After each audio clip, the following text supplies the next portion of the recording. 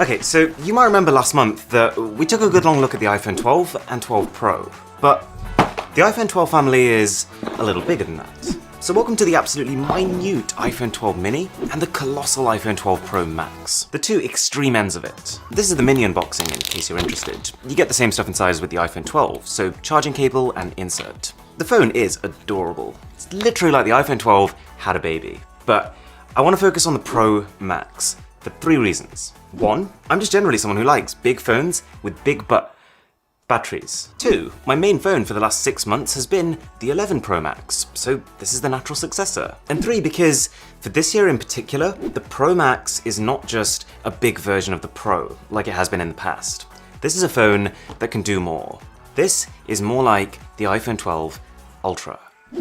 So I was properly excited for this. Literally the moment it dropped through my door, I grabbed it, legged it upstairs, fumbled around with my camera, whacked my lights on, and just dived straight in. I think within 40 minutes of this entering the premises, I'd completely switched over to it. Because it's always exciting testing new phones. I completely love my job, but it's especially exciting when you know that it's a phone you're going to be using as your main phone. So anyways, as you'd expect, it's a wider and taller box than the normal 12 Pro. Actually, very slightly thicker too. Being a Pro phone, you get the Pro black packaging, and the color accents will match whatever color option you're getting. So in my case, gold. And I gotta say, the gold here on the rims and surrounding the cameras is spot on, I love it. But the actual gold on the back plate itself, I kind of wish I had a bit more life to it. In a lot of lighting conditions, I would almost struggle to call that gold. And that's kind of it. There's nothing inside that you don't already get with the normal 12 Pro. However, the more I've used this phone, the more I'm convinced that this is the one to get. The Pro Max is so much more of a better phone than the Pro that it never really makes sense to get the Pro. With just one tiny little asterisk. The one fear that I did have about the 12 Pro Max, right from the very start, has kinda come true. See, one of the big changes with the entire iPhone 12 lineup is this new flat design. Not pretty much flat, not slightly curved, just bang, bang, flat. And it's not lost on me. You know, every time I take out the iPhone 12, even a month on, I still think to myself, yeah, that's a pretty suave looking phone. But at the same time, it is kind of confusing. Because if you look around, you'll notice that generally speaking, tech is moving towards curvature, towards adapting to the human form, and just feeling really organically woven into our lives. You'll notice how phones now are softer and smoother, how earphones are now built around the actual shapes of our ears, how cars are more streamlined and comfortable. The iPhone 12 design kind of feels at odds with that. And to be honest, it's not a big deal on the smaller iPhone 12. But it's just that the iPhone 12 Pro Max is a combination of sharp design, the dense stainless steel rim that the Pro phones get, and the fact that it's not a small phone. In fact, this thing has the largest physical footprint of any iPhone ever, thanks to an even larger 6.7-inch display versus last year's 6.5. And the buttons are also higher up, so there might be a bit of extra hand shuffling involved every now and again. It is a bit slimmer than last year, but yeah, I mean, there has never been an iPhone whose presence is more felt. Okay, here's the important thing though. The iPhone 12 Pro Max is worth it. So normally when Apple releases iPhones, you might know this, they tend to just release the entire lineup at once. This year they didn't do that.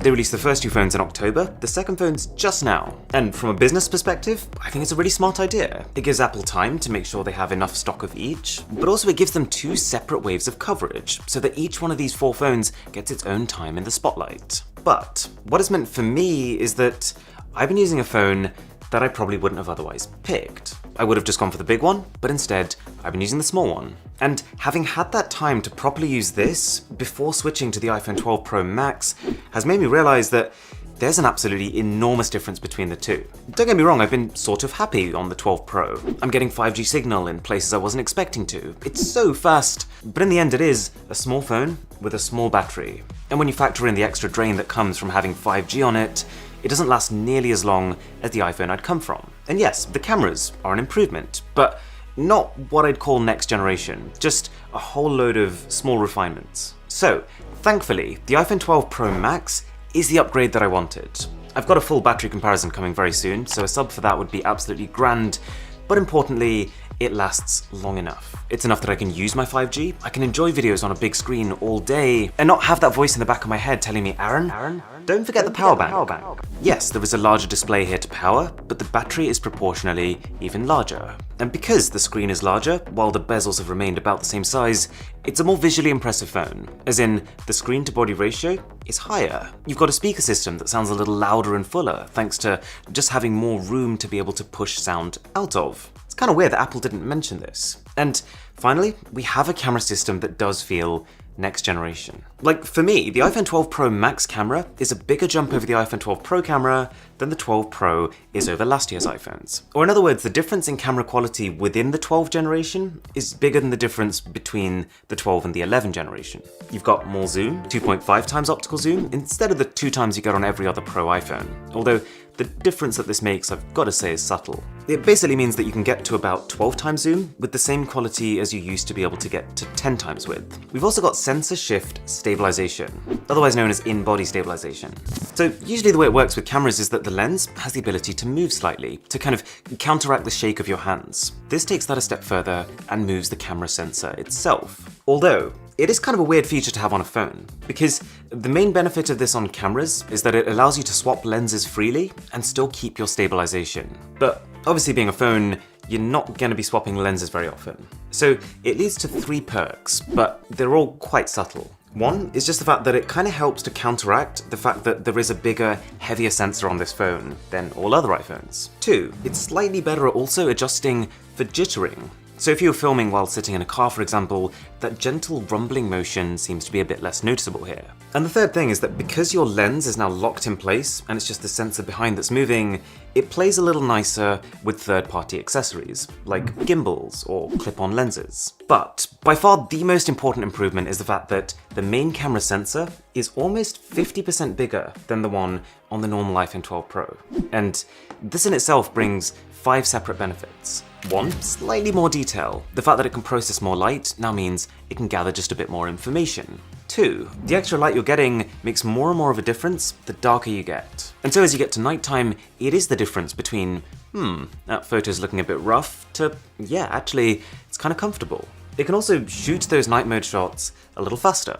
In an environment where the iPhone 12 Pro might need to be held still for 10 seconds, this phone might be able to do it in 3. Number 4, it's got even better dynamic range. So here, for example, if you look at the really bright area inside the light bulb, the 12 Pro Max can control the highlights a bit better than the 12 Pro can. And finally, most importantly for me, is improved depth of field. So you can take photos without using portrait mode and still get this lovely separation of foreground and background. I think within 10 minutes of using this camera, I decided, okay, we've got to do a full comparison versus the best smartphone cameras out there. That video is actually coming to you tomorrow. Now, there's one more important thing here. It's nothing to do with specs or cameras or software. The software experience is basically the same. It's iOS 14. And I do like it. I love the new Siri and how it doesn't take up the entire screen. Widgets are a nice touch, but still fairly limited versus what Android can do. Probably the biggest thing for me is actually just picture-in-picture. You can watch your Netflix shows while browsing Instagram, for example. But here's the kicker. I've already said that I think the iPhone 12 Pro Max is enough of a jump ahead of the Pro to be considered Apple's Ultra phone, its competitor to the Ultras from Samsung and Huawei. But unusually, this phone doesn't really carry the Ultra price premium. Now bear with me here because Apple's pricing is a bit all over the place around the world. Like in India, this phone is something like 30% more expensive than the Galaxy S20 Ultra. That's the kind of price gap that's quite hard to justify. In the UK, these two phones are exactly the same price, to the penny, in which case I would say, if you're considering the iPhone 12 Pro Max, I can recommend it. And then you've got the US, in which it's almost 30% cheaper than an equivalent Samsung, where for a lot of people it then becomes a complete no-brainer. So the price of Apple products versus those of other companies, it varies a lot based on the country. But the one thing that's quite consistent is the fact that the price of the 12 Pro Max versus the price of the 12 Pro, Apple's own phone, is not a big price jump. If you look at Samsung or Huawei, their Ultra flagships are both something like $300 to $400 more than their baseline flagships. The gap between the iPhones is $100. Now that doesn't necessarily mean the 12 Pro Max is amazing value versus Samsung, but what it does mean is that if you find yourself considering the 12 Pro, I think it'd be wise to either save a bit and go for the normal 12 with very little compromise, or just go all in and get the Pro Max. You get a bigger, higher resolution display, you get better audio, you get better battery life in a generation generation that, let's face it, kinda needs it thanks to the introduction of 5G, and you get more of a camera improvement than Apple often makes between generations. So if you were wondering, this is why I never made a full review of the smaller Pro. Literally the moment I saw the Pro Max get announced, and the fact that it was only $100 more, I kind of already suspected I was going to come to this conclusion anyway. So I just decided to wait until I had the Pro Max so I could be sure. If you enjoyed this video, a sub would be incredible. My name is Aaron, this is Mr. Who's the Boss, and I'll catch you tomorrow.